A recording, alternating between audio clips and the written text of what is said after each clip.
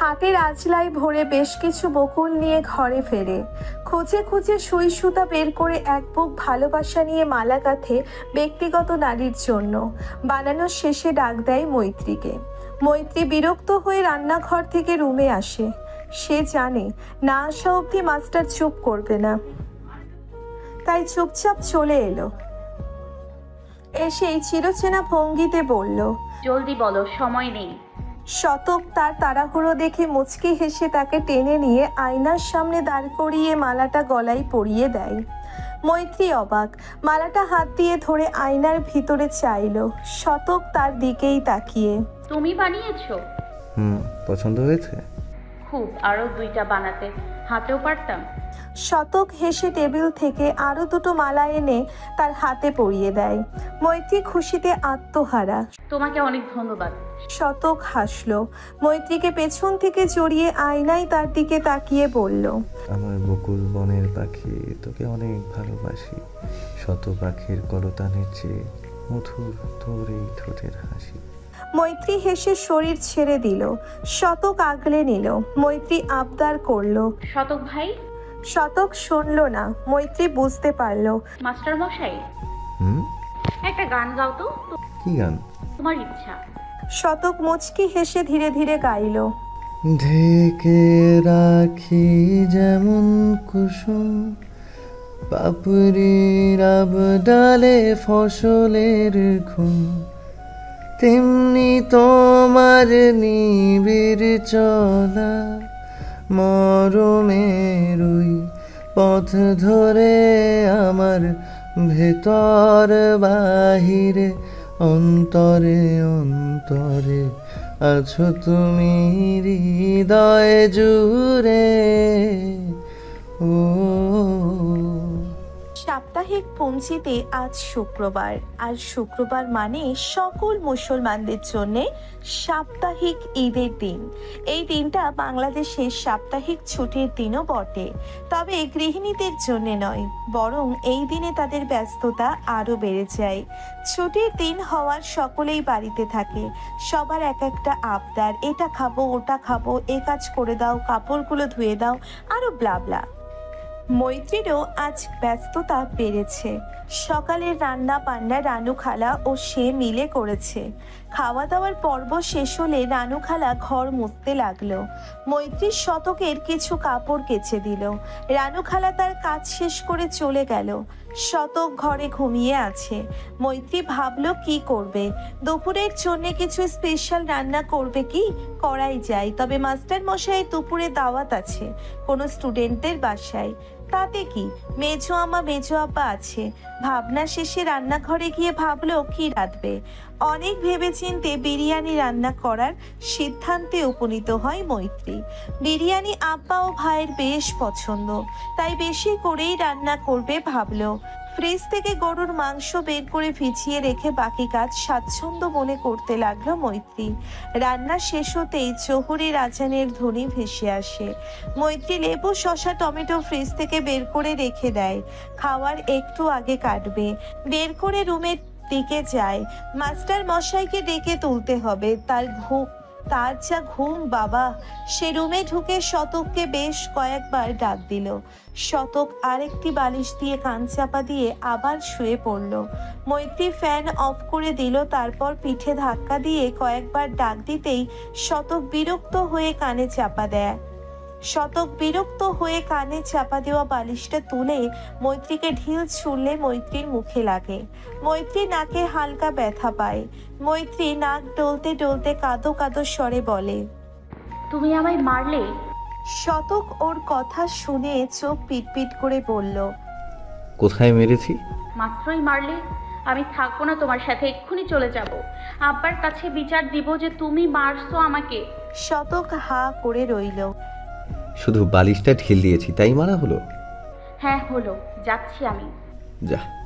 মৈত্রী ভেবেছিল তাকে আটকাবে, অনুনয় বিনয় করবে না যাওয়ার জন্য, কিন্তু পাশাচি পাল্টে গেল।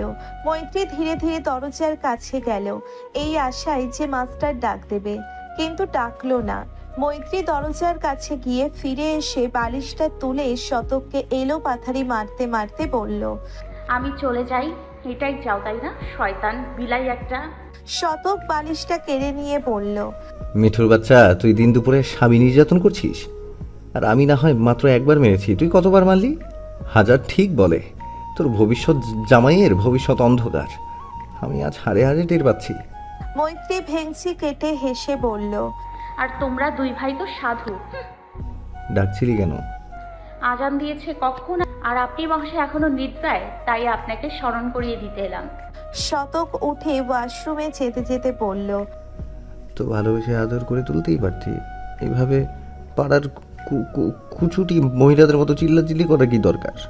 মৈত্রী কিছু করবে কিন্তু মহাশয় ওয়াশরুমের দরজা বন্ধ করেছে।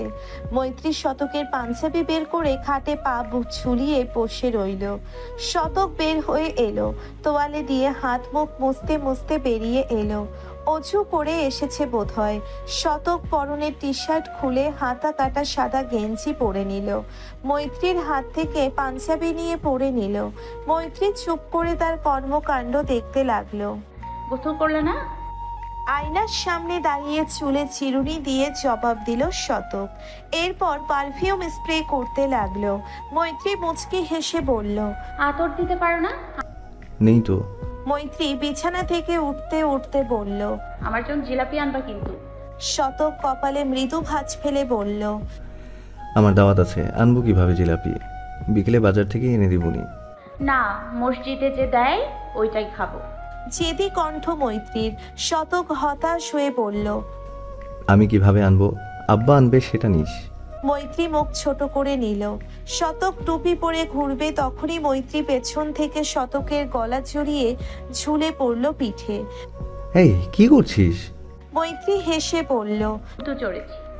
শতক হেসে বলল, তুই কি এখনো ছোট আছিস নাকি? তো কি হয়েছে, ছোটবেলায় কত চড়েছি। তোমার মনে আছে ছোট থাকতে তোমার কাঁধে চড়ে শিবলুদের গাছ থেকে আম চুরি করেছিলাম? জীবন নে ভুলবো না।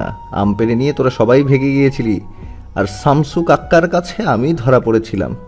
সে তোর বড় আব্বার কাছে বিচারও দিয়েছিল। মৈত্রী হেসে বলল, তো আব্বা তোমাকে গালও করেনি একটু, বরং কাকার গাছের সব আম কিনে তোমার যত ইচ্ছা পারতে বলেছিল। মা তো বকেছিল। বলেই পিঠ থেকে নেমে হাসতে লাগলো। শতক তার কথায় পাত্তা দিল না। পেরিয়ে যেতে নিলেই মৈত্রী আবার পেছন থেকে ছড়িয়ে ধরে। শতক মুচকি হেসে বলল, নামাজে দেরি হবে। মৈত্রী ছেড়ে দিল। শতক তার কপালে ভালোবাসার এক মিষ্টি পরশ দিয়ে গাল টিপে মসজিদের উদ্দেশ্যে রওনা হলো, সাথে সফিউর রহমান। মৈত্রী রুম থেকে বেরিয়ে দেখলো সুলতানা গোসল করে ড্রয়িং রুমে চুল ছেড়ে শুকাচ্ছে। তাকে দেখে বলল, বিরিয়ানি রেঁধেছিস, ভালো কথা। এত কে খাবে? এক কাজ কর, ভাইয়া ভাবি ঝর্ণা মাহিতকে দুপুরে এখানে খেতে বল। ভাই আর মাহিত বিরিয়ানি পছন্দ করে। যা এখনই বলে আয়। মৈত্রী সাইজা নিয়ে বাড়িতে গেল। বাড়ি গিয়ে দেখলো বারান্দায় আরু কাঁদছে, আর ঝর্ণা ও খাদিজা বেগম তাকে শান্ত করার চেষ্টা করছে। মৈত্রী তড়িঘড়ি করে তাদের কাছে যায়। আরু আবার পড়ে টরে গিয়ে ব্যথা পেয়েছে নাকি? কি হয়েছে? আরু দুঃখ পাইছে? দেখি দেখি কোথায়। বলেই আরুকে কোলে টেনে নিল। আরুর কান্না বেড়ে গেল। মৈত্রী জিজ্ঞেস করলো কাঁদছে কেন। প্রতি উত্তরে আরু কাঁদতে কাঁদতে ফ্যাসফেসে গলায় কিছু বলল, মৈত্রী বুঝতে পারে না। খাদিজা হেসে বলল, তোর আব্বা ভাই মসজিদে যাচ্ছে জুম্মা পড়তে, মহারানীও যাবে জুম্মায়, তাই কাঁদছে। মৈত্রী বোনকে এটা ওটা বলে শান্ত করে, তারপর বুঝিয়ে বলল, ছেলেরা মসজিদে যায় নামাজ পড়তে, আর মেয়েরা বাড়িতেই পড়ে। তুই বাড়িতে পড়, আমার সাথে গোসল করেছিস? আরু মাথা নাড়ল, করেনি সে। আচ্ছা, আমি আর তুই একসাথে করব, ঠিক আছে? না না না, তোমার সাথে বলবো না, আমার ছলম কলে। বলেই মায়ের কাছে চলে গেল। মৈত্রী আহম্মক বনে গেল, আমি তোর বোন। আমি এখন বড় হয়ে গেছি। মৈত্রী ভেঙচি কেটে তার গাল টিপে দিল। তার মাকে বলল, দুপুরে রান্না শেষ? খাদিজা বলল, ভালো, ফ্রিজে রেখে দাও, রাতে খেও। আজ তোমাদের দাওয়াত, বিরিয়ানি রান্না করেছি সবার জন্য। আর না বললে হইব না, মেজমা রাগ করবে কিন্তু। আমি রান্ধিছি তো। বললাম না রাতে খাইও, আব্বা ভাই আসলে তুমি ভাবি সহ যাইবা, নইলে কিন্তু আর আসবো না। খাদিজা মৈত্রীর মাথায় গাঁটটা মেরে বলল, যাবনি, আর নাটক করা লাগবো না, যাস না এক্ষুনি, বস কথা আছে, মা সময় নেই, গোসল করবো। দেরি হবে। বলেই ঘরে চলে গেল। মৈত্রী ঝর্ণাকে বলল। ভাবি কাহিনী কি? ঝর্ণা হেসে কানে কানে বলল। সিক্রেট। মৈত্রীও তার মতো ফিস ফিসিয়ে বলল। কিসের সিক্রেট? ঝর্ণা মুচকে মুচকে হাসতে লাগলো। আরো দুজনকে পর্যবেক্ষণ করে বলল। কানে কানে কথা কই, কাল তুলবো। মৈত্রী হেসে উঠল। ঝর্ণা তার গাল টেনে দিল। আরো বলল। তিনটি দিলা কে, দুঃখ পাইলাম কে, মাতলা গাবো ব্যাং তোমার হলির তাল ঠ্যাং। বলেই খিলখিলিয়ে হেসে উঠল। সাথে ঝর্ণাও। মৈত্রী তার মাথায় চাটি মেরে বলল। ভাবি শাশুড়ি তোর মা হয় আরু। আরও বুঝলো না খাদিজা বেগম ঘর থেকে বেরিয়ে এলো। মৈত্রীর সামনে গিয়ে প্রেগনেন্সি কিটটা বের করে তার দিকে বাড়িয়ে দিল। তার সাথে কিট ব্যবহার বিধি বলে দিল। যেভাবে বলছি সেভাবে করবি, বুঝলি? মৈত্রী লজ্জায় মরি মরি। এটা তুমি কই পাইলা? খাদিজা মৈত্রীর হাতে দিয়ে বলল। তোর আব্বারে দিয়ে আনাইছি, যা। কি? আব্বাও জানে? মা তুমিও না, আমার বুঝি লজ্জা করে না? আব্বা কি ভাবলো? খাদিজা মৈত্রীকে ঠেলে বাইরের বাথরুমে নিয়ে গেল। এখানে লজ্জার কি আছে, পাগল মাইয়া, যা। তোমরা কাজটা একদম ঠিক করো নাই। করি নাই, তুই যাবি? যাইতেছি। বাইরে দাঁড়িয়ে ঝর্ণা ও খাদিজা বেগম দুজনেই চিন্তিত। মৈত্রী সেই কখন ভিতরে এখনো বের হচ্ছে না। দরজা খুলে মৈত্রী বের হয়ে এলো। খাদিজা ও ঝর্ণা তার কাছে গিয়ে জিজ্ঞেস করলো। কে এসেছে? মৈত্রী তাদের দিকে কিটটা এগিয়ে দিল। ঝর্ণা হাতে নিয়ে দেখলো। মৈত্রী আকস্মিক খাদিজা বেগমকে জড়িয়ে ফুঁপিয়ে উঠল। খাদিজা ঝর্ণার দিকে তাকালো। ঝর্ণা শাশুড়ির দিকে তাকিয়ে মুচকি হাসলো। আমা, আপনি নানি হতে চলেছেন। খাদিজা বেগম হালকা কেঁপে উঠল। এই না তার ছোট মিঠু তার কোলে বসে কত শত আবদার করত, আর সেই মিঠু আমার ছোট মিঠুর পেটে আরেকটা ছোট মিঠু, ভাবা যায়? মৈত্রী লজ্জা ও কান্নায় খাদিজাকে আরো জোরে জড়িয়ে ধরল। আমার কারেন কে? এটা তো খুশির সংবাদ, সবাইকে মিষ্টি খাওয়াইতে হইব। মৈত্রী মাথা তুলল। সবাই জেনে যাবে। ইস কি লজ্জা! সে তড়িঘড়ি করে বলল। মা কাউকে বইলো না। খাদিজা ভ্রু কুঁচকে বলল। কেন? মৈত্রী আমতা আমতা করে বলল। মানে আগের শতক ভাইরে জানাই। শকত ভাই? ঝর্ণা ও খাদিজা একসাথে বলে উঠল। বলেই একে অপরকে দেখে হেসে উঠল। মৈত্রী উঠে চলে গেল। ঝর্ণা হেসে পেছন থেকে বলল। তোমার শকত ভাইরে তাড়াতাড়ি জানিও যে সে মামা হতে চলেছে। হ্যাঁ। বলেই মৈত্রী জলদি পা চালালো। মৈত্রীর কেমন যেন অদ্ভুত অনুভূতি হচ্ছে। ভালো লাগা, ভয় মিশ্রিত একটা আলাদা উত্তেজনা ভর করেছে মন কুঠি বাড়ি। হাত পা সহ শরীর কেমন যেন কেঁপে উঠছে। পেটের ভিতর মনে হয় হাজারো প্রজাপতি ডানা মেলে উড়ে বেড়াচ্ছে। সে একটা হাত তার পেটের উপর রাখলো।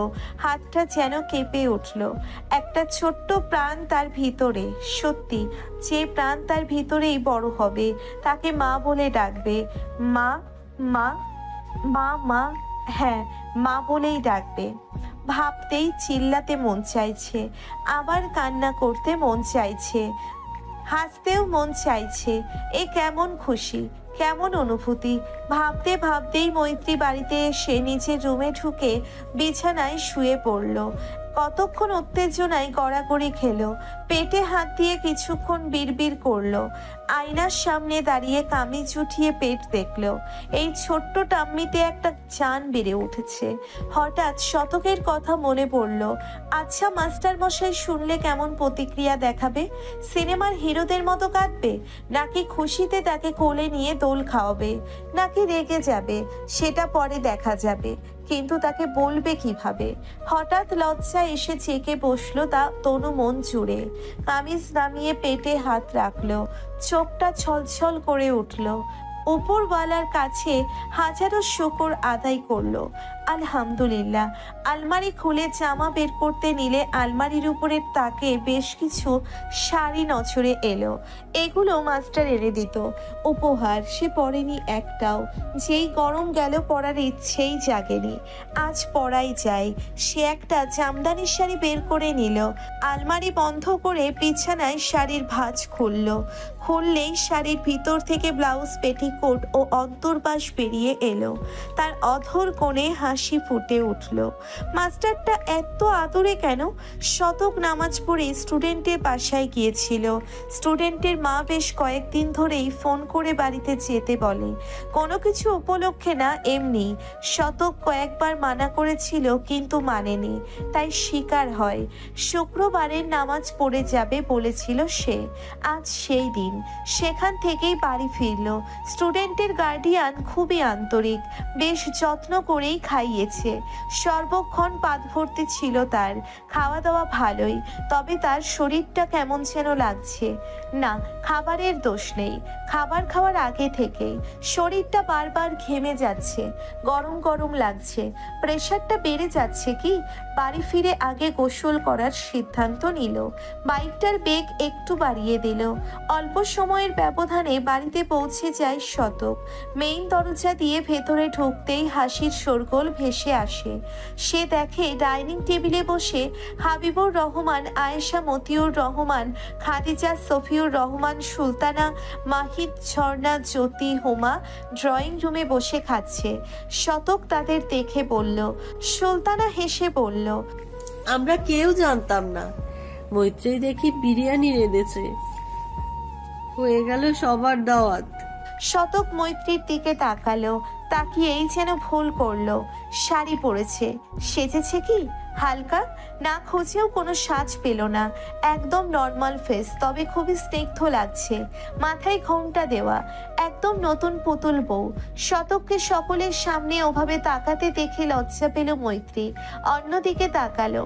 শতক হেসে ফ্রিজের কাছে গিয়ে ফ্রিজ খুলে স্পিড বের করে কয়েক ঢোক গিলে বলল, ঠান্ডা খেয়ে পেট ঠান্ডা করি, এই দাওয়াতও মিস করবো না। বলেই ঘরে চলে গেল। মৈত্রী বলল, এক্ষুনি খাবে? সুলতানা বলল, বেড়ে রুমে নিয়ে যা। মৈত্রী একটু খুশিই হলো। একটা প্লেটে বিরিয়ানি নিল, পাশে কাটা টমেটো, শসা ও লেবু নিল। বাটিতে কষা মাংস। বিরিয়ানি সে আবার বসিয়েছিল। ছোট আব্বারা কেন মিস করবে? মৈত্রী প্লেট নিয়ে রুমে এলো। শতক মৈত্রীর হাতে প্লেট দেখে বলল, আমি কিন্তু খাবো না, মজা করছিলাম তখন।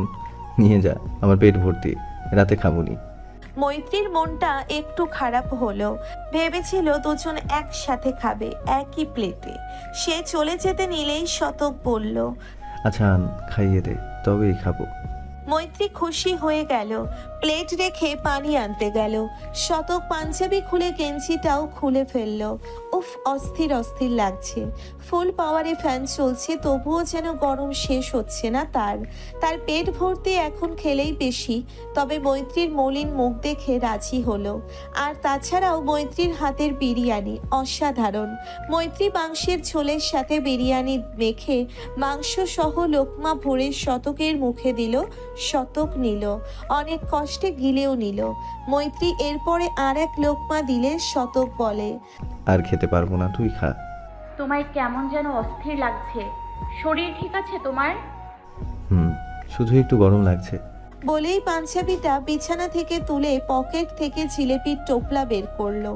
মসজিদ থেকে দিয়েছিল, পলির ভিতরে দেওয়ায় সে পকেটে রেখেছিল। তার মিঠু আবদার করছে আর সে রাখবে না। মৈত্রীর হাতে দিল। মৈত্রী হাসলো, তবে অবাক হলো না। মৈত্রীর হাতে দিল। মৈত্রী হাসলো, তবে অবাক হলো না। সে জানতো এই মাস্টার জিলেপি ছাড়া আসবে না। বিকেলে মৈত্রী প্রিপারেশন নিচ্ছে একা একা। কিভাবে শতককে বলবে তার প্রেগনেন্সির কথা।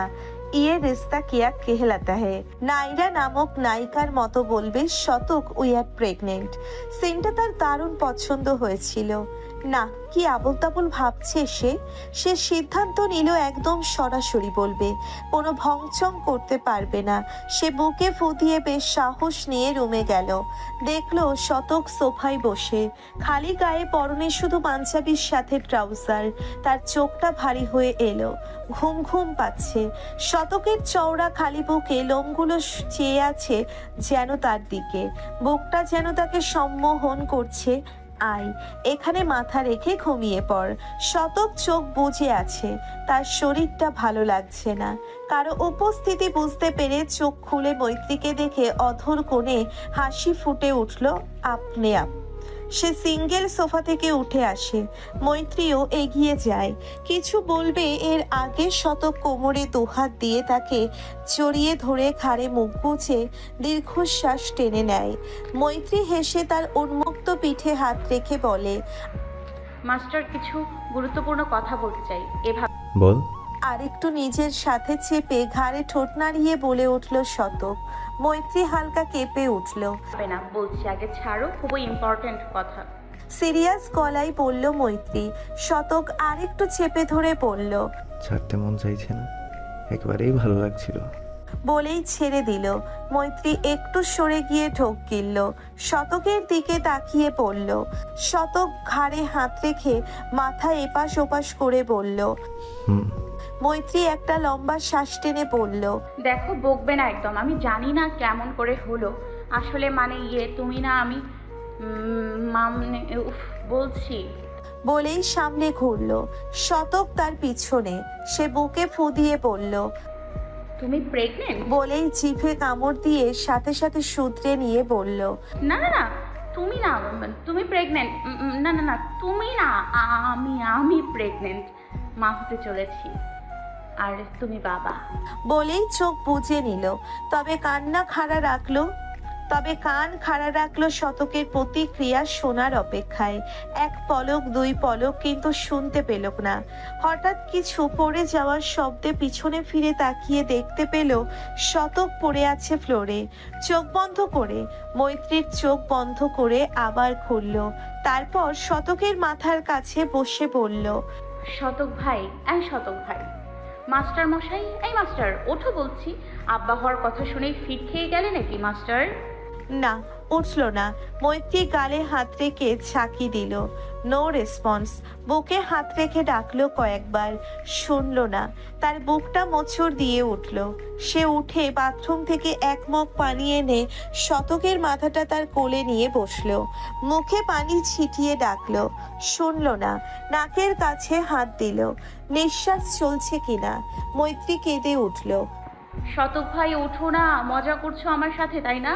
খুব খারাপ হয়ে যাবে কিন্তু, অনেক মারবো তোমায়। ওঠো না, মাস্টার মশাই, রাগ করেছো? ছাড়তে বলেছি বলে? আচ্ছা ওঠো, জড়িয়ে ধরো, কিছু বলবো না, ওঠো না। শতকের রেসপন্স নেই। মৈত্রী কাঁদছে, বুকে হাত বুলিয়ে দিচ্ছে, চোখে গালে মুখে গলায় অজস্র চুমুতে ভরিয়ে দিচ্ছে, আর কাঁদতে কাঁদতে ডাকছে। আবার পানি ছিটিয়ে দিল। না, উঠছে না কেন? শতকের মাথা বুকের সাথে জড়িয়ে মৈত্রী হাউমাউ করে কাঁদতে কাঁদতে সবাইকে ডাকলো, মেজমা, মেজপা, দেখো তোমার ছেলে উঠছে না কেন? মেজমা, শতক ভাই, শতক ভাই, দেখো আমি কিন্তু ভয় পেয়ে যাচ্ছি, ওঠো তো। তুমি আব্বা হতে যাচ্ছ, এখানে একজন আছে তোমায় আব্বা বলে ডাকবে। শতক ভাই, মাস্টার মশাই, মাস্টার মশাই। সাজবেলা, দূর নীলিমায় সূর্য অস্তমিত হয়েছে। নীলিমার তনু জুড়ে লাল লালিমা দেখা যাচ্ছে। ধরণী অন্ধকারে নিমজ্জিত হব হব ভাব। পাখি উড়ে উড়ে নিজস্ব নীড়ে ফিরে চলেছে। কিছু চিল বায়ুমণ্ডলে ট্রোপোস্ফিয়ার অঞ্চলে উড়ছে। বিভিন্ন রঙের ফড়িং আধা পাকা ধানের হালকা উপড়ে উড়ে বেড়াচ্ছে। নিস্তব্ধতা বিরাজ করছে রুমে। শতক বিছানায় শুয়ে আছে। ডাক্তার চেক আপ করছে তাকে। জ্ঞান ফিরেছে শতকের। ডাক্তার জানালো, প্রেশার বেড়ে গেছে। উচ্চ রক্তচাপ বা হাই ব্লাড প্রেশার বা হাইপারটেনশন একটি অতি পরিচিত রোগ। সময় মতো রোগ নির্ণয় ও চিকিৎসা না করা হলে উচ্চ রক্তচাপ হার্ট অ্যাটাক ও স্ট্রোকের মতো মারাত্মক স্বাস্থ্য সমস্যা সৃষ্টি করতে পারে। অনেক প্রাপ্তবয়স্ক ব্যক্তি উচ্চ রক্তচাপে ভুগলেও তারা সেই সম্পর্কে অবগত থাকেন না। গবেষণায় দেখা গিয়েছে উচ্চ রক্তচাপে আক্রান্ত প্রায় অর্ধেক রোগীই জানেন না যে তারা এ রোগে ভুগছেন। সাধারণত হাই প্রেশারের বিশেষ কোনো লক্ষণ থাকে না। রক্তচাপ নিয়ন্ত্রণে আছে কিনা তা বোঝার উপায় হলো নিয়মিত রক্তচাপ মাপা। উচ্চ রক্তচাপের নির্দিষ্ট কারণটি সবসময় চিহ্নিত করা যায় না, তবে বিভিন্ন কারণে এই সমস্যার ঝুঁকি বেড়ে যেতে পারে। উচ্চ রক্তচাপের ঝুঁকিগুলোর মধ্যে রয়েছে ওজন স্বাভাবিকের চেয়ে বেশি হওয়া, অতিরিক্ত লবণ খাওয়া, খাবারের তালিকায় যথেষ্ট পরিমাণে শাকসবজি ও ফলমূল না থাকা, অতিরিক্ত চা কফি, কোমল পানীয় ও অন্যান্য ক্যাফেইন জাতীয় পানীয় খাওয়ার অভ্যাস থাকা, পর্যাপ্ত শারীরিক পরিশ্রম না করা, ধূমপান করা, রাতে একটানা 6 থেকে 8 ঘন্টার চেয়ে কম ঘুমানো, বয়স 65 বছরের ঊর্ধ্বে হওয়া, পরিবারে বাবা মা ভাই বোনের মতো নিকট আত্মীয়দের হাই ব্লাড প্রেশার থাকা, নিয়মিত উচ্চ রক্তচাপ দেখা দিলে রক্তচাপ নিয়ন্ত্রণে রাখার জন্য সময় মতো যথাযথ পদক্ষেপ নেওয়া প্রয়োজন। তা না হলে এই ঝুঁকি রয়ে যায়, এমনকি তা দিন দিন বাড়তে থাকে। সবাই ডাক্তারের কথা মনোযোগ সহকারে শুনল। সুলতানা ছেলে শিওরে বসে মাথায় হাত বুলিয়ে দিচ্ছে। ডাক্তার মনিরুজ্জামান একজন অভিজ্ঞ ডাক্তার, 50 বয়স তার। শতকের প্রেশারটা পুনরায় মেপে বলল, এত অল্প বয়সে এত বড় অসুখ বাঁধালে হবে বাবা? শরীরের যত্ন নাও, শরীর ভালো তো মন ভালো। আর অয়েলি খাবার অ্যাভয়েড করবে, রাত জাগবে না, পর্যাপ্ত ঘুম জরুরি। আর ছাত্র পড়ানো একটু কমিয়ে দিও। ছাত্রছাত্রীদের পড়ানো অনেক প্রেশারের বিষয়, অনেকটা ধৈর্য লাগে, বেশ টাফ। তুমি প্রেশারটা নিবে না। আর তুমি কি ধূমপাই? শতক গোল গোল করে চাইল ডাক্তারের দিকে। সুলতানা জবাব দিল, না ডক্টর, আমার ছেলে এসবের ধারের কাছেও নেই। গুড। বলেই একটা কাগজে প্রেসক্রিপশন দিল।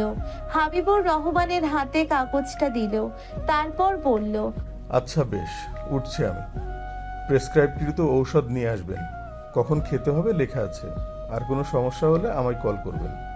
আর হ্যাঁ, উত্তেজিত হবেন না, এভরিথিং ইজ নর্মাল। আর ভালো করেছেন মাথায় পানি ঢেলে, আমার অর্ধেক কাজ আপনারাই করে দিয়েছেন। শতক ভালো থেকো, নিজের যত্ন নিও। আরেকবার হাসপাতালে গিয়ে চেক আপ করে নিও। বলেই চলে গেল। সফিউর রহমান তার সাথেই গেল। শতক মায়ের দিকে তাকালো, হালকা হেসে ঘরের চারদিকে নজর দিল। আয়েশা ও হুমা সোফায় বসে, খাদিজা বেগম তাদের পাশে দাঁড়িয়ে, মাহিদ তার পায়ের কাছে বসে। ঝর্ণা ও জ্যোতিকে দেখা যাচ্ছে না। দরজার দিকে নজর দিতেই দেখলো মতিউর রহমান দাঁড়িয়ে। শতক পুনরায় মায়ের দিকে চাইল, ধীমে বলল, মা, মিঠু কোথায়? সুলতানা চোখ ভরে এলো। কিছু পলক আগের দৃশ্য চোখে ভাসতে লাগলো। মৈত্রীর চিৎকারে সে সফিউর আর রানু দৌড়ে এসেছিল। মৈত্রী শতককে বুকে জড়িয়ে কাঁদছিল আর ডাকছিল। শতককে ওভাবে ফ্লোরে দেখে ভয় পেয়ে গিয়েছিল সবাই। সফিউর জিজ্ঞেস করে, মিঠু, কি হয়েছে শতকের? মৈত্রী তাদের দিকে তাকিয়ে কাঁদতে কাঁদতে বলল, মেজব্বা দেখো, তোমার ছেলে কথা বলছে না, উঠছে না, একটু ডাকো তো। এই শতক ভাই, এই উঠো না। সুলতানা ধমক দিল। কি হয়েছে বলবি? মৈত্রীর বুক থেকে শতককে টেনে নিজের কোলে নিল। মৈত্রী পুরো শরীর কেঁপে কেঁপে উঠল। নাক টেনে আঁচলে চোখ মুছে নাক টেনে ক্রন্দনরত অবস্থায় বলল, দাঁড়িয়েছিল, হঠাৎ পড়ে গেল। আর কথা বেরোচ্ছে না গলা দিয়ে। সফিউর রহমান মগ থেকে পানি নিয়ে শতকের চোখের উপর জোরে ঝাপটা দিল। চোখের উপর জোরে ঝাপটা দিল। 2-3 বার দেওয়ার পর চোখ পিটপিট করলো, কিন্তু খুলল না। সফিউর ডাকলো, এই শতক, বাবা কি হয়েছে? মৈত্রী আঁচল দিয়ে চোখ মুখের পানি মুছে দিল। সুলতানার হাত কাঁপছে। সুস্থ ছেলেটার হঠাৎ কি হয়ে গেল? তিনিও ফুপিয়ে উঠল, বলল, শফিউর ডাক্তারের কাছে নিয়ে চল, ভাইকে ডাকো। সফিউর বলল, ওকে বিছানায় শুয়ে দিয়ে আগে। বলে উঠানোর চেষ্টা করলো, পারল না। সফিউরের বয়স হয়েছে, আর শতক একজন সপুরুষ। মৈত্রী দৌড়ে বেরিয়ে গেল ঘর থেকে। রানু ডাকলো, বৌমা কই যাও? মৈত্রী শুনল না। রানু আবার সুলতানার উদ্দেশ্যে বলল, আপা মাথায় পানি দেন। সুলতানা চোখ মুছে বলল, বাথরুমে বালতি আছে, পানি ভরে আনো। রানু পানি আনতে গেল ওয়াশরুমে। সুলতানা শতককে ডাকলো। শতক, আব্বু ওঠো, খারাপ লাগছে। ও আব্বা। শফিউর কথা বলছে না কেন? কি হলো আমার ছেলেটা? আব্বা বলেই কেঁদে ফেললো। সফিউর ছেলেকে বসালো, তারপর এক হাত কাঁধে নিয়ে ওঠানোর চেষ্টা করলো। সুলতানা সাহায্য করলো, তবে কার্যকর হলো না। সফিউর ডাক্তার মনিরুজ্জামানকে কল করলো, তার চেনা পরিচিত। কথা বলতে নিলেই মাহিদ ও মতিউর রহমানের আগমন ঘটে। মতিউর রহমান শতকের পাশে বসে মুখে হাত দিয়ে দেখলো দাঁত লেগেছে কিনা। না, লাগেনি। তিনি সুলতানাকে বলল, মাথায় পানি দিতে হবে। বলেই শতককে পাজা কোলে তুলে নিয়ে খাটে শুইয়ে দিল। মতিউর রহমানের খেটে খাওয়া সামর্থ্যবান শরীর, শতককে তুলতে তার বেগ পোহাতে হলো না। তারপর শতকের মাথায় পানি ঢালে বেশ সময় জুড়ে। সুলতানা শিওরে বসে পানি ঢালছে। মতিউর রহমান সফির থেকে ফোন নিয়ে নিজেই কথা বলল ডাক্তারের সাথে, অনুরোধ করলো জলদি আসতে। ততক্ষণে খাদিজা, আয়েশা, হাবিব এসেছে। মৈত্রী দরজায় ভাইয়ের হাত ধরে দাঁড়িয়ে, তার চোখ দিয়ে অনর্গল বাড়িধারা বহমান। পানি ঢালার কিছু সময় পরেই শতক চোখ খোলে। তারপর ডাক্তার এসে তাকে চেক আপ করে। মা, কাঁদছো কেন? ঠিক আছে আমি। শতকের কথায় ধ্যান ভাঙলো তার, চোখ মুছে নিল। শতক উঠে বসতে নিলেই সুলতানা ধরিয়ে বসালো। শতক খেয়াল করলো তার গায়ে শার্ট নেই, আশেপাশে খুঁজলো। সুলতানা ছেলের মতিগতি বুঝতে পারলো। কিছু গায়ে দিতে হবে না, ডাক্তার একটু পর গা মুছে দিতে বলছে তোর। শতক হাসলো, খালি গায়ে কেমন অস্বস্তি হচ্ছে। সে সকলের দিকে তাকালো। খাদিজা এসে শতকের মাথার পাশে দাঁড়িয়ে তার মাথায় হাত বুলিয়ে দিতে দিতে বলল, সবাইকে ভয় পাইয়ে দিয়েছিলি, খারাপ লাগছিল বলতে পারস নাই? এখনো কি ছোট আছিস নাকি? শতক মুচকে হাসলো। কিছু বলবে মাহিদ ঝট করে বলল, মা, কাকে কি বলছো? এ তো ছোট থেকেই এমন। ও ফুলুনির বাপ। সবাই হেসে উঠল। খাদিজা মতিউর রহমানের দিকে তাকালো। মতিউর রহমানের পিছনে মৈত্রী দাঁড়িয়ে। শতক বলল, মিঠু কোথায়? মতিউর রহমান গম্ভীর মুখে বলল, মেজো আব্বা, আপনি কাজটা ঠিক করেন নাই। দায়িত্ব বেড়ে গেছে আপনার, নিজের সাথে সবার খেয়াল রাখতে হবে। আম্মা আমার কেঁদে কেটে গঙ্গা যমুনা বানিয়ে ফেললো। বলেই মৈত্রীকে পেছন থেকে এনে কাঁধ ছড়িয়ে সামনে আনলো। শতক দেখতে পায় মৈত্রীকে, চোখ মুখ ফুলে লাল হয়ে গেছে, চোখের পাপড়ি এখনো ভেজা, ঠোঁট কাঁপছে, এখনই কেঁদে দিবে। আয়েশা হেসে বলল, বিকেলে আমরা বসেছিলাম ভাবিদের বারান্দায়, তখন মিঠু দৌড়ে এসে কেঁদে কেঁদে আব্বা আব্বা করছিল। কি হয়েছে বলতে শুধু শতক ভাই বলে আবার ভেঙে পড়ে। শতক মুচকি হেসে বলল, ছিচকাদুনে মেয়ে তোমাদের। আয়েশা ভ্রুদয় নাড়িয়ে বলল, এই ছেসকাদুনি মেয়ের জন্যই জামাই বাবাজি পাগল বনে গিয়েছিলেন। শতক আয়েশার দিকে তাকালো। আয়েশা পাত্তা দিল না। শফিউর বলল, জানো আয়েশা কি বলেছিল? বলে যাব না স্কুলে, করব না চাকরি, বউ নেই, চাকরি করে কি করব, আরও কত কি। শতক বাবার দিকে তাকালো। শফিউর রহমানও পাত্তা দিলেন না। মতিউর রহমান বলল, আমাকে তো হুমকি দিয়েছিল, বলে কি না আমাকে শুধু তোমার মেয়েকে দিয়ে দাও, খুব যত্নে রাখবো ইনশাল্লাহ। মানা করলে বাইক সোজা নদীর ভিতরে যাবে। বলেই আয়েশা শতক লজ্জা পেল বেশ, তবে জবাব দিল এবার, বড়ব্বা, তোমরা চুপ করবে নাকি তোমার সিক্রেট ফাঁস করে দেব? মতিউর রহমানের হাসি নিভে গেল, তবে বাকি সবাই কৌতূহল বোধ করলো। মাহিদ তো বলেই ফেললো। কিসের সিক্রেট? আয়েশা বলল, বল, আমরাও জানি। মতিউর রহমান বললেন, খুব আগ্রহ দিচ্ছি। হয়েছে, এবার সবাই বাইরে চল, মেজো আব্বা রেস্টিক। বলেই মৈত্রীর মাথায় হাত বুলিয়ে চলে যায়। মৈত্রী এতক্ষণ চুপচাপ দাঁড়িয়ে সবার কথা শুনছিল। একে একে সবাই বেরিয়ে গেল। ঘরে শুধু সুলতানা, মৈত্রী আর শতক। মৈত্রী বেরিয়ে যেতে নিলেই সুলতানা ডাক দিল তাকে। ছেলেটা সারাদিন অসুস্থ বোধ করছিল, তোর খেয়াল রাখা দরকার ছিল। ও তো কিছু বলবে না, তোর বোঝা উচিত ছিল। থাক সে কথা, ওষুধপত্র ঠিকভাবে খাওয়াবি, আর অয়েলি খাবার বানানো বন্ধ। আর আব্বা ঘুমা, ভালো লাগবে। বলেই শতকের মাথায় হাত বুলিয়ে চলে যায়। মৈত্রীর চোখটা পুনরায় ভরে ওঠে। তার খেয়াল রাখা উচিত ছিল। মাস্টার দুপুর থেকেই কেমন যেন ঝিমিয়েছিল, মুখটা ফ্যাকাশে হয়ে গিয়েছিল, সে খেয়াল করেনি। আর অয়েলি খাবার, সে তো এইসব রান্না করে আসছে এবারই আসার পর। ওভাবে দাঁড়িয়ে আছিস কেন? কাছে আয়। শতকের ডাকে ভাবনা ছেদ ঘটল। মৈত্রী বিছানায় বসলো শতকের মুখোমুখি হয়ে। কেঁদে একেবারে বন্যা বইয়ে দিয়েছিস। মৈত্রীর ঠোঁট আবার উল্টে গেল, কান্না বেরিয়ে আসে। শতক বলল, এই কাঁদিস না প্লিজ। বলেই মৈত্রীর কোলে মাথা রেখে শুয়ে পড়ল। মৈত্রী আঁচল দিয়ে চোখের পানি মুছে নিল। শতকের কপালে চুমু দিয়ে মাথায় হাত বুলিয়ে বলল, এমনিতে তো আদর করিস না, সর্বক্ষণ পেছনেই লাগিস, আর এখন অসুস্থ বলে আদর করছিস।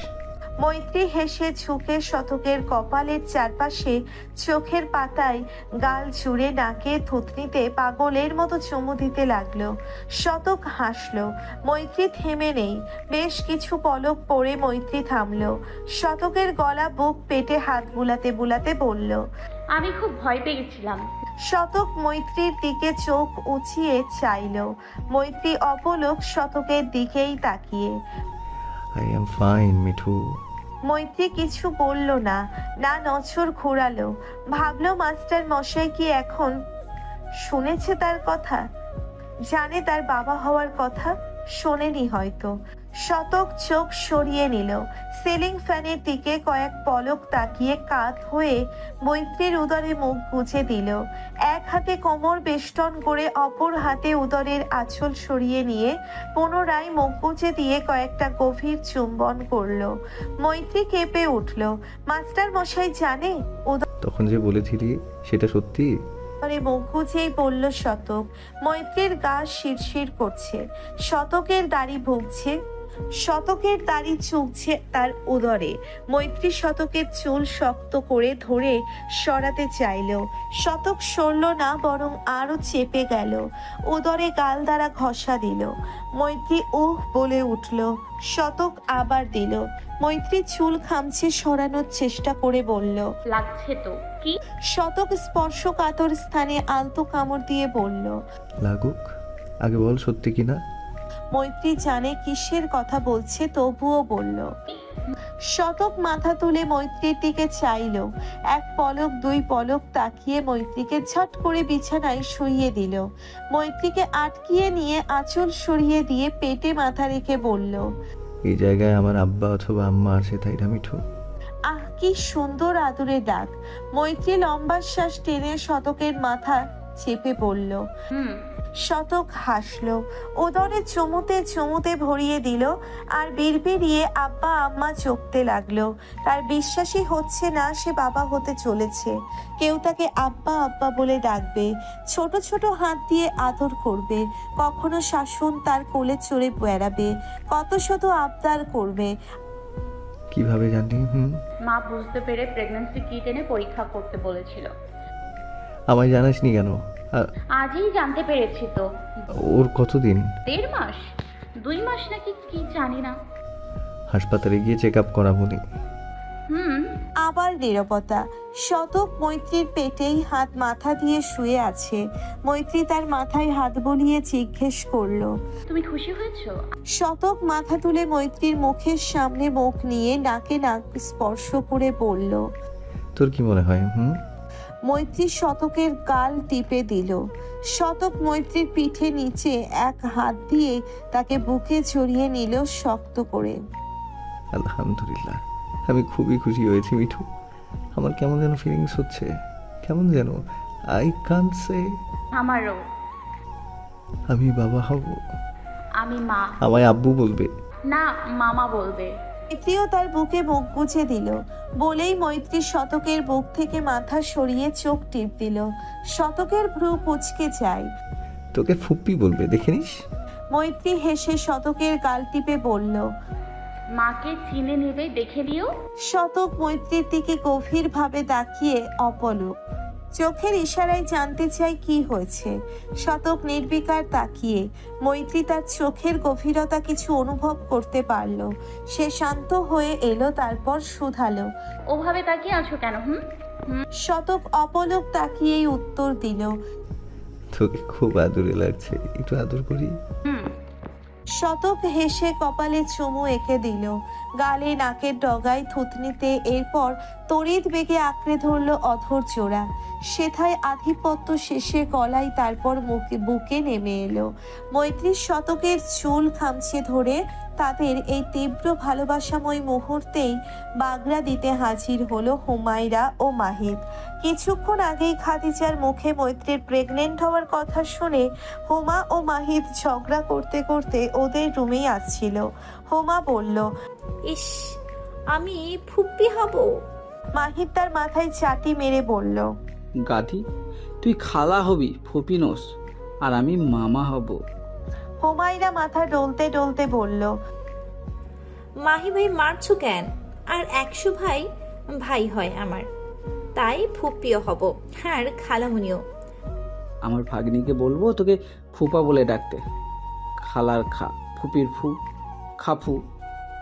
তুমি বুঝলে কিভাবে যে ভাগ্নি হবে? কানেকশন আছে, বুঝলি? বলেই রুমে ঢুকে পড়ে দরজা খোলা থাকায় নক করার কথা মাথা থেকেই বেরিয়ে যায়। ভেতরে শতক মৈত্রীকে অমন অবস্থায় দেখে হুমা ও মাহিদ থতমত খেয়ে যায়। কি করবে বুঝতে পারছে না। শতক মৈত্রী অমন আবেগের মুহূর্তে শব্দ শুনে চোখ বড় বড় করে তাকিয়ে তড়িঘড়ি করে উঠে পড়ে। শতক উঠলে মৈত্রী তার পিঠের পিছনে আঁচল তুলে নেয়। শতক চিল্লিয়ে বলল, নক করে ঢুকতে পারিস না, বেয়াদবের দল। মাহিদ ও হুমা ততক্ষণে বেরিয়ে যাচ্ছিল। শতক চেঁচাতে দাঁড়িয়ে পড়ে। মৈত্রী লজ্জায় মরি মরি হয়ে উঠে ওয়াশরুমে ঢোকে। হুমাকে যেতে বলে মাহিদ ফিরে আসে শতকের কাছে। ফিস ফিসিয়ে বলে, তুই দরজা বন্ধ করতে পারিস না? শতক চোখ রাঙানি দেয়। মাহিদ হেসে বলল, যা হওয়ার হয়ে গেছে, ফুলে চা। আসলে মামা হওয়ার সুসংবাদ আপ্লুত হয়ে পড়েছি তো। কংগ্রেস ইয়ার। বলেই শতকের পিঠ চাপড় দিল। শতক আস্তে ধীরে উঠে আলমারি থেকে টি শার্ট নিয়ে পড়তে পড়তে বলল, তোরা জানলি কিভাবে? মা বলল। সবাই জানে? শতকের এমন যেন বিব্রত বোধ হয়। সবাই জানে, একটু লজ্জা পেলে লাগছে। কথা চুপ করে আছেন যে? কি বলবো? বাবা, কথা খোদ কথা বলার জন্য কথা খুঁজে পাচ্ছে না। আপনি তো আমার বকবকানিতে বিরক্ত হন। বলেছি আপনাকে? বলতে হয় না, বুঝতে পারি। তা কিভাবে বুঝলেন? ওভাবে বিরক্ত করি আমি তো। কচু বুঝেন ম্যাডাম। তাহলে বিরক্ত হন না বলছেন? একটু লজ্জা লজ্জাও লাগছে। সহজ স্বীকারোক্তিতে কথা খুশিতে বাকবাকম। সে ফোন নিয়ে ধপাস করে বিছানায় শুয়ে পড়ল। নওরিন পড়ার টেবিল থেকে উঠে কোমরে হাত রেখে কথার উদ্দেশ্যে বলল, প্রেম করছিস কর, ব্যালকনিতে বসে নীরবে তোর ওই গুন্ডা নীরবের সাথে আলাপ কর, আমাকে কেন ডিস্টার্ব করিস? কথা চোখ রাঙানি দিল। এই নরুর বাচ্চা নীরবকে গুন্ডা বলছে। ওপাশ থেকে শুনতে পেল কি? কথায় স্পিকারে হাত রেখে নওরিনকে ফিসফিস করে বলল, নুরুর বাচ্চা, তোকে তো আমি কাছে গেলে খাবো। আমার মানুষকে তুই গুন্ডা বলিস? নরু ডিঙিয়ে বলল, আমার মানুষ। কথা ফোন নিয়ে ব্যালকনিতে গেল। আপনার ওই বান্ধবীটা? কথা আমতা আমতা করে বলল, কথা আমার সাথে জড়ালে আপনাকে এসব শুনতেই হবে। তাহলে ওর মাথায় সমস্যা। নীরব হাসলো। ছোট্ট বাচ্চাদের মতো তাকে বুঝ দিচ্ছে। এর থেকেও বেশি কটু কথা আমি সব শুনবো, শুধু আপনি পাশে থাকবেন। নীরবকে বলতে না দিয়ে বলে উঠল কথা। নীরবের অধর কোণে প্রশান্তির হাসি ফুটে উঠল। পৌষ মাঘ মিলে শীতকাল, ধরণীতে শীত বিরাজমান। পৌষ মাসের অর্ধেক চলছে, যার দরুন শীত জেঁকে বসেছে। সকাল বেলায় কুয়াশার চাদরে ঢেকে থাকে পরিবেশ, বেলা গড়ানোর সাথে সাথে তা বিলীন হয়ে যায়। ধানের ক্ষেত, যাকে আমরা গ্রামীণ ভাষায় চড়া বলে থাকি, এই শীতের মৌসুমে সব চড়া খালিই পড়ে থাকে। তবে অনেক ক্ষেতে কৃষক সরিষা বুনেছে, যার খুশি গজিয়েছে। চড়ার মাঝে মাঝে বিভিন্ন জায়গায় শুকানো খড়কুটো পালা দিয়ে রেখেছে, আবার ছড়িয়ে দিয়ে শুকাতে দিয়েছে অনেকে। সেই খড়কুটোর ভিতরে ছোট ছোট বাচ্চারা কখনো খেলছে তো কখনো গড়াগড়ি খাচ্ছে। গৃহিণীরা রোদে ধান দিয়েছে শুকাতে। দেশীয় পাখি ছাড়াও বিভিন্ন অতিথি পাখি চড়াই চড়াই উড়ে বেরিয়ে কীট পতঙ্গ শস্য খাচ্ছে আর কিচির মিচির শব্দে চারপাশে মুখরিত করছে। আমাদের গ্রাম বাংলায় আবহাওয়া অন্যান্য দেশের তুলনায় স্বস্তিদায়ক হওয়ায় প্রতি বছরই নানা ধরনের অতিথি পাখির আগমন ঘটে। গ্রামের সারি সারি খেজুর গাছগুলোতে মাটির কলস বেঁধে রাখা হয়েছে। এই জমজমাট শীতে খেজুরের রস ছাড়া জমে? শীতকালীন ছুটিতে আছে স্কুলের বাচ্চারা ও শিক্ষকেরা। তাছাড়া বছরের শেষ দিকে সকলের বার্ষিক পরীক্ষা দিয়ে ছুটিতে শুধু মাধ্যমিকের বাচ্চারা টানাপোড়েনে। তাদের এক্সাম ফেব্রুয়ারিতে। সুলতানা সফিয়র ছুটি কাটাচ্ছে। শতকেরও স্কুল ছুটির সাথে সব ব্যাচও শুধু মাধ্যমিকের একটা আছে। হুমায়রা জেএসসি দিয়ে ছুটিতে নানার বাড়ি বেড়াতে গেছে, সাথে আয়েশা, হাবিবুর, জ্যোতি। অবশ্য জ্যোতি মৈত্রীদের কলেজে ইসলামিক ইতিহাসে অনার্সে ভর্তি হয়েছে। আয়াত ভার্সিটিতে। শতক বিছানায় বসে প্লেটে ভাত মাখাচ্ছে, মৈত্রীর সামনে বাবু হয়ে বসে। মৈত্রীর 4 মাস চলমান, পেটটা সামান্য ফুলেছে। শতক ভাত লোকমাই পুড়ে মৈত্রীর মুখে ধরে। শান্ত মৈত্রী বিরস মুখেই মুখে পুড়ে নেয়। নাকটা পিটপিট করছে, চোখটা জ্বলছে। কান্না আসছে কি? শতক আবার লোকমা দেয়, মৈত্রীও মুখে পুড়ে নেয়। হঠাৎ বিষম খায়, কাঁচতে কাঁচতে ঝাল ভাত নাকে মুখে উঠে যায়। মুখটা লাল হয়ে যাচ্ছে। শতক উঠে প্লেট পাশে রেখে পানির গ্লাস দিয়ে পিঠে হাত ডলতে ডলতে বলে, সব কিছুতেই তাড়াহুড়ো, একটু স্থির থাকতে পারিস না? একটুও কথা শুনবে না। গম্ভীর ধমকের সুরেই বলল কথাটি। মৈত্রী শুনল, পানি খেয়ে চোখ মুছল। বিষম খেয়ে অনেক খারাপ লাগছে তার, নাকে ঝাল উঠেছে। তবুও চুপ করেই রইল। ইদানিং শতকের অভ্যেস সে রপ্ত করে নিয়েছে। কারো কথায় কষ্ট পেলে চুপ বনে যায়। শতক মৈত্রীকে ছেড়ে পুনরায় বিছানায় বসে প্লেট নিল। মৈত্রী শান্তভাবেই বলল, না, খাবো না। শতকের কপালে ভাঁজ পড়ে। সকালেও কিছু খাসনি, একটা ডিম সিদ্ধ ছাড়া। সেটাও বমি করে ভাসিয়ে দিয়েছিস। খেতে হবে না? মাত্র 2 লোকমা খেলি, হাঁ কর। খেতে ইচ্ছে করছে না। সহজ স্বীকার। শতক লোকমা বাড়িয়ে বলল, তবুও খেতে হবে, না খেলে কিভাবে হবে? তুই একা নস, তোর ভেতরে ছোট্ট একটা প্রাণ আছে। তুই না খেলে সেও অনাহারে থাকবে। হাঁ কর বলছি। মৈত্রীর কান্না পেল। বিষম খেয়ে কাঁচতে কাঁচতে গলা ব্যথা হয়ে গেছে। তবুও জেদে হাঁ করলো। সব বাচ্চার চিন্তা, তাকে তো ভুলেই বসেছে সকলে। শতক মুখে ভাত দিয়ে বলল, খেয়ে দিয়ে চুপটি করে শুয়ে থাকবি, কোনো কাজ করতে যেন না দেখি। ভালোভাবে কথা বলে তো কানে ঢোকে না। কাজ করতে বারণ করি, উনি জেদ করেই করবে। এই সময় সর্বদা সচেতন থাকতে হয়, ভারী কাজ করা যাবে না। আর উনি বালতি বালতি কাপড় কাচবে, সব রান্না একাই করবে, ঘর মোছা দেবে, দৌড়ঝাঁপ আছেই তো। এ বাড়ি ও বাড়ি ঠিকমতো খাবে না, খেতে বললেই ইচ্ছে করছে না, চিল্লাচিল্লি করবে, সব সময় জেদ। এত জেদ আসে কোথা থেকে? শতকের ধমকে মৈত্রী এবার চোখের পানি ধরে রাখতে পারল না। বাচ্চা আসার পর থেকেই শতকের 101টা বিধি নিষেধ। এটা করো না, ওটা করো না, এটা খাবে না, ওটা খা। মৈত্রীর রাগ হয় প্রচুর, চেঁচিয়ে ওঠে মাঝে মাঝে। তার কাজ করতে ভালো লাগে, বসে থাকলে কেমন যেন হাত পা ছিছি করে। আর শতক কোনো কাজই করতে দেবে না, একদম পটের বিবি হয়ে শুধু ঘুম দেবে আর খাবে। মৈত্রী মানে না, জেদ করে কাজ করে।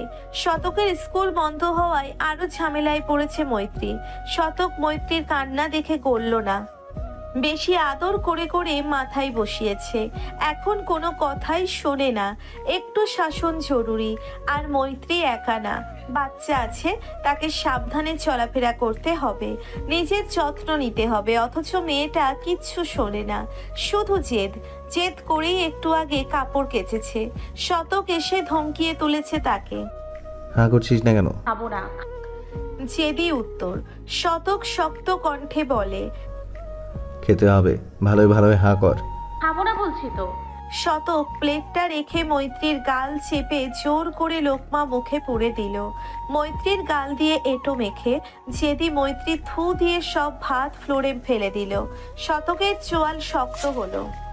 একদম আমার সাথে কথা বলবি না বলেই শতক প্লেট নিয়ে রুমের বাইরে চলে গেল।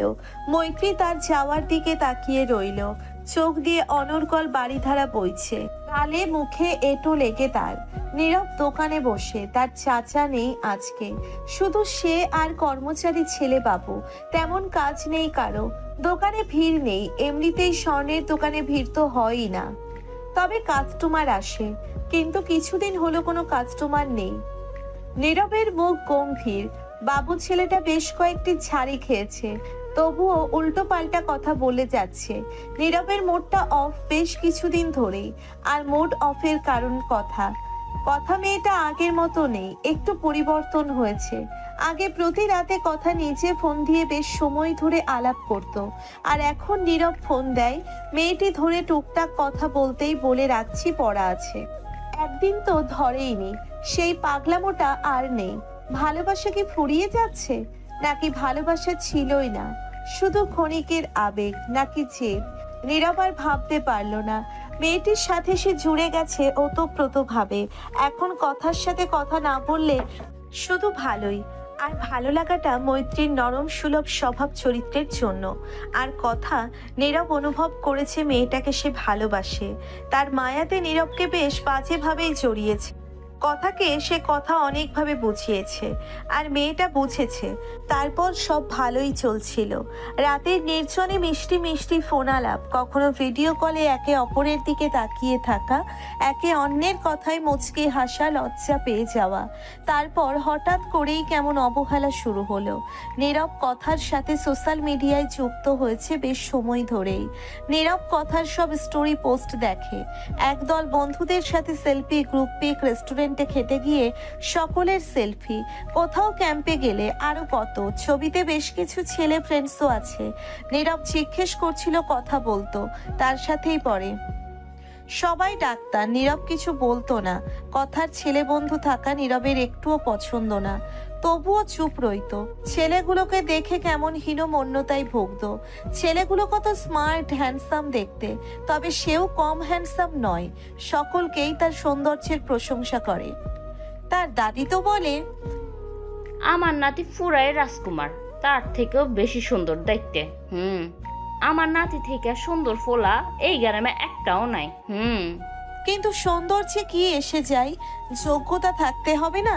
সে উচ্চ মাধ্যমিক টেনে টুনে পাস, আর ওরা ডাক্তার। ভাই কার কথা ভাবেন? বাবির কথা? তা বাবি কেবা আছেন? আর তো আইসে না গ্রামে। বাবুর কথায় ভাবনা ছেদ ঘটল। বাবুকে ধমকে বলল, এত কথা বলিস কে তুই? মুখ বন্ধ রাখ, নইলে এমন জায়গায় মারবো না, না কাউরে দেখাইতে পারবি আর না সহ্য করতে। বাবু চুপ করে গেল। এই গুন্ডার ভরসা নাই। নীরব ফোন বের করে কথাকে কল করলো। রিং হতে হতে বন্ধ হয়ে গেল। নীরবের বুক হাহাকারে ভরে গেল। তবুও কল করলো আবার। না, এবার কথা রিসিভ করলো। ওপাশ থেকে হ্যালো বলতেই নীরব গম্ভীর কণ্ঠে বলল, কল রিসিভ করছেন না কেন? কথা আমতা আমতা করে বলল, রাউন্ডে ছিলাম, সাথে ডাক্তার ছিল, তাই ধরতে পারিনি, সরি। রাতেও কি রাউন্ডে ছিলেন? কথার জবাব বন্ধ হয়ে গেল। কি বলবে? নীরব দীর্ঘশ্বাস ফেলে বলল, চুপ করে গেলেন যে? আসলে সারাদিন ব্যস্ত থাকি, রাতে ক্লান্ত হয়ে কখন চোখে ঘুম নামে। কথার উত্তর শুনে নীরব শূন্যে চাইল। আপনি কি এখনো ব্যস্ত? কথা আমতা আমতা করে বলল, আসলে একটু একটু। আচ্ছা, রাখছি। বলেই নীরব কল কাটলো। নওরিন কোল্ড কফিতে চুমুক দিয়ে কথার দিকে তাকিয়ে বলল, বাহ, প্রেম এত জলদিই ফুরুত। কথা কিছু বলল না। মলিন হাসল। শীতের রাত। সাধারণত শীতের দিন ছোট ও রাত বেশ দীর্ঘ হয়ে থাকে, আর রাতের বেলায় জমকালো শীত পড়ে। গ্রামের মানুষ এমনিতেই তাড়াতাড়ি ঘুমিয়ে পড়ে, আর শীতের রাতে তো 7টা-8টার দিকেই ঘুমিয়ে যায়। শীতে মতিউর রহমানের বেচা কেনা ভালোই চলছে। শীতে শীতের কাপড়ের চাহিদা ব্যাপক, আর এখনকার বিত্তশালী মানুষজন তো এক শীতের সোয়েটার পরের শীতে পরে না, আর অনেকে 4-5 বছরের সোয়েটার এখনো গায়ে জড়িয়ে। সব টাকার খেলা। মতিউর রহমান বাড়িতে ফিরে দেখে খাদিজা ও ঝর্ণা কাঁথা সেলাই করছে। এই রাতেই ঝর্ণা এখন গৃহস্থলীর সব কাজই টুকটাক পারে। তার অনার্স শেষ বর্ষের এক্সাম সামনে, অথচ এখানে বসে কাঁথা সেলাই করছে। সে হাতের ব্যাগ সোফায় রেখে বলল, আম্মা, সামনে আপনার পরীক্ষা আর আপনি কাঁথা সেলাই করছেন? ঝর্ণা মুচকি হেসে বলল, আব্বা, পড়া শেষ করেই বসেছি। এই একটা ধাগাতেই শেষ হবে। মৈত্রীর বাবুর জন্য সুন্দর হয়েছে না? মতিউর রহমান হাসলেন। ছোট নকশি কাঁথা। বউ শাশুড়ি মিলে কয়েকদিন ধরেই এর পিছনে পড়ে আছে। খাদিজা কাজ ঝটপট শেষ করে স্বামীর উদ্দেশ্যে বলল, হাত মুখ ধুয়ে কাপড় পাল্টাই নিন। এই ফ্লাক্সে গরম পানি আছে, ওই বাড়িতে যাব। মিঠুকে এখনই খেতা দিয়ে আসি। মতিউর রহমান স্ত্রীর বাচ্চামো দেখে হেসে বলল, এখনই দিবা?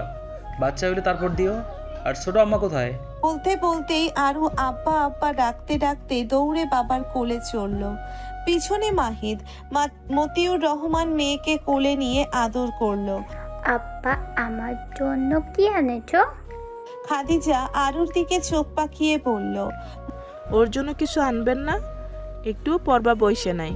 কয়েকদিন পর থেকে স্কুল শুরু হইব, আর ওনার বাদরামি জানেন কি করছে? বিকেলে মিঠু আইছিল, ওরে পড়তে বসবার কইছিল শুধু, আর ও মিঠুরে ধাক্কা দিছিল।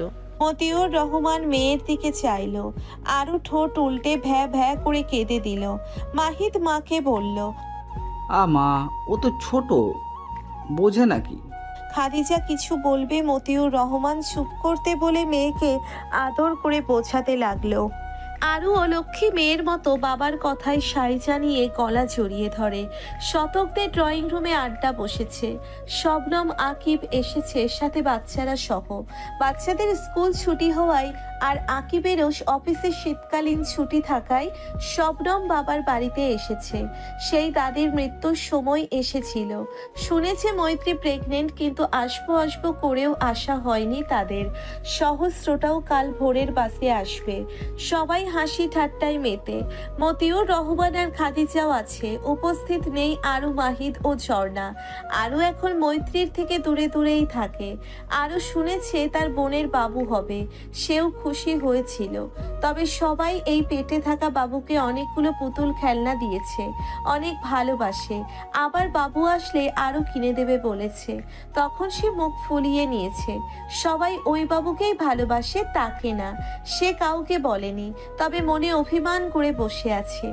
শতকের কোলেও যায় না তেমন একটা। তার পছন্দের মেজু আম্মার কাছেও কম আসে। তখন মতিউর রহমান ও খাদিজা শতকদের বাড়িতে তাকে নিয়ে যাওয়ার কথা বললেই সে ভাইয়ের কোলে বসে জেদ ধরেছে যাবে না। তাই ওকে রেখেই খাদিজা ও মতিউর রহমান এসেছে। মৈত্রী বাবার পাশে বসে, শতক তার পাশেই দাঁড়িয়ে যেন পাহারাদার। মৈত্রীর মুড এখনো থমথমে। শতক এখনো তার সাথে কথা বলেনি, আর না মৈত্রী সেধে বলেছে। আকিব নানা ধরনের মজা করছে বাচ্চা নিয়ে। বাচ্চার জন্য অনেক খেলনা এনেছে, ছোট ছোট জামা, জুতা, একটা দোলনাও এনেছে। মৈত্রী কিছু বলেনি, শুধু কুশল বিনিময় করে। আড্ডার মাঝে বিন্দু মৈত্রীর সামনে এসে বলল, মামুনি, তোমার পেট ফুলেনি কেন? আমার ফ্রেন্ডের আম্মুর বাচ্চা হয়েছে, তার পেট অনেক ফুলেছিল। সবাই তার কথাই হেসে উঠল, মৈত্রীও। চন্দ্রবিন্দু আগে খালামণি বলতো, এখন মামুনি বলছে। আপা শিখিয়ে দিয়েছে হয়তো। শতক বিন্দুর গাল টেনে পড়ল, আম্মাজান কেবল তো 4 মাস, আরো কয়েক মাস পরে বড় হবে। মৈত্রী বাবার বাহুতে মাথা ঠেকিয়ে দিল। মতিউর রহমান মেয়ের কাঁধ জড়িয়ে বলল, খারাপ লাগছে আম্মা? মৈত্রী মাথা নাড়ল, লাগছে না। শতক বলল, বড়ব্বা, তোমার মেয়ে একটুও কথা শোনে না, সারাদিন কিছু খাইনি, দুপুরে 3 লোকমা খেয়েছে শুধু। এখন রাতে তুমি খাইয়ে দিও, আমার কথা তো শুনবে না। মৈত্রী মাথা নিচু করে নিল।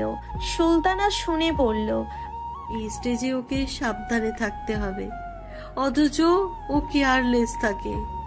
রানু আসে কেন? কাজ করার জন্য, অথচ মৈত্রী কাজ করবে।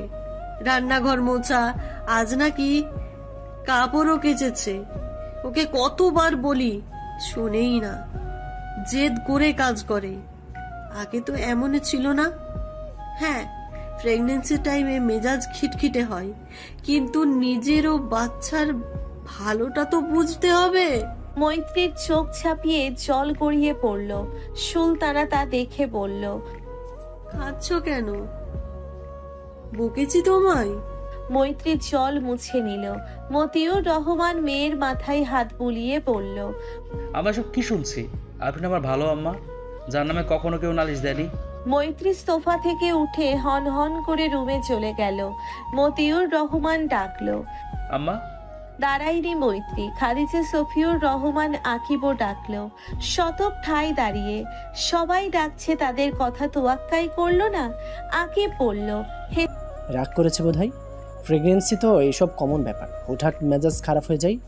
শবনম তো সামনে যা পেত তাই ছুঁড়ে মারতো আমায়। সেই দিক দিয়ে মৈত্রী শতক গুণে ভালো।